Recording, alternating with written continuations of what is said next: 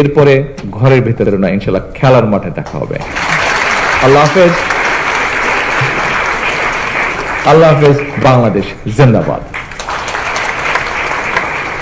মাননীয় প্রধানমন্ত্রী, আন্তরিক ধন্যবাদ ও অশেষ কৃতজ্ঞতা।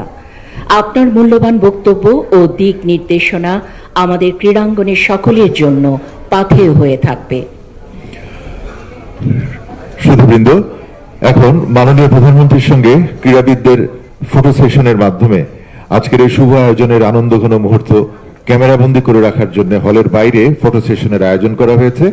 শুধুমাত্র আন্তর্জাতিক পর্যায়ে পদকজয়ীগণকে শাপলা হলের পশ্চিম গেট দিয়ে বাইরে টাইগার গেটের সামনে নির্ধারিত স্থানে ফটো সেশনে সরবরাহকৃত টি শার্ট এবং মেডেল পরিহিত অবস্থায় যাবার জন্য অনুরোধ করছি। অন্যান্য অতিথিবৃন্দকে শাপলা হলে অবস্থান করার জন্য বিনীতভাবে অনুরোধ করছি। আন্তর্জাতিক পর্যায়ে পদকজয়ীগণ টাইগার গেটের সামনে ফটো সেশনে অংশ নেবেন। অন্যান্য অতিথিবৃন্দকে শাপলা হলে নিজ নিজ আসনে আসীন থাকার জন্য আবারও বিনীতভাবে অনুরোধ করছি।